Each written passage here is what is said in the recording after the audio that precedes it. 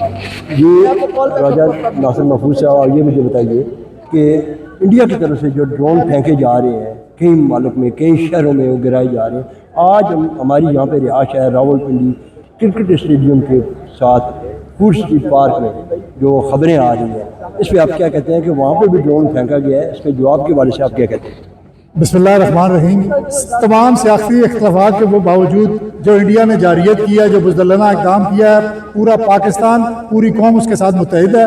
لیکن آج ہمیں یہ لمحہ فکریہ ہے کہ راول پنڈی شہر کے اندر ایک ڈرون گرا ہے جو فوڈ اسٹریٹ اسٹیڈیم کے پاس اس شہری علاقے میں گرا، اور یہ انڈیا کی بزدلانہ کارروائی ہے کہ وہ شہری علاقے پہ ڈرونز مار رہا ہے۔ جی تو کیا آپ اپنی فوج کو کیا پیغام دینا چاہتے ہیں؟ ہمیں فی الفور اپنے قائد عمران خان صاحب کو رہا کرنا چاہیے، اور رہا کر کے تاکہ قوم متحد ہو کر پوری دنیا کے سامنے انڈیا کو بھرپور جواب دے سکے۔